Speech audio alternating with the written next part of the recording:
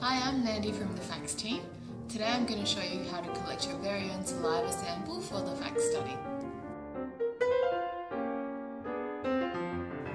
So we've sent you your own saliva collection kit in the mail. This includes a white bottle that we call a bio bottle. Inside it there are 2 Ziploc bags that contain tubes to collect your saliva in. Now there's one Ziploc bag labelled day 1 and one labelled day 2.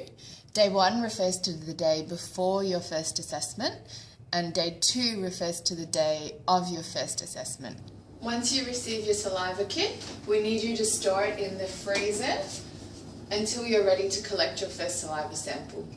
We've also given you a stopwatch to record how long it takes you to collect your saliva sample. We've provided a bag for you to store the bio bottle in when you bring it to us, as well as a form to record some information. So the first saliva sample that we'd like you to provide for us is the morning before your first visit. When you wake up, don't eat or drink anything, don't brush your teeth or take any medication. You can rinse your mouth with some water about 10 minutes before you collect the saliva. Now your mum or dad can help you with this, and we've provided some gloves for them to wear if they'd like to.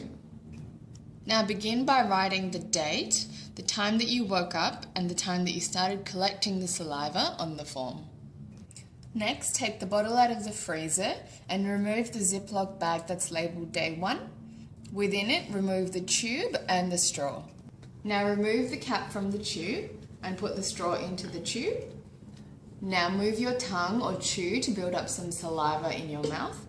Make sure you keep chewing and don't swallow. Sometimes it can help to think of your favourite food or something citrusy when you're doing this. When you have enough saliva in your mouth, start the stopwatch. Now drill into the straw in order to get your saliva into the tube. It's important that you drill and not spit when you do this. Now keep drilling until the saliva has reached the black line. Sometimes it can take a few tries to get here.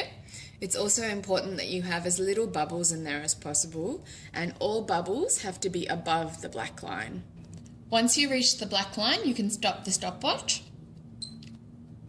Well done, you've now given your first high quality saliva sample.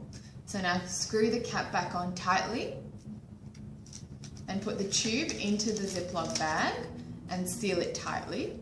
Make sure you leave any labels that are in the bag inside.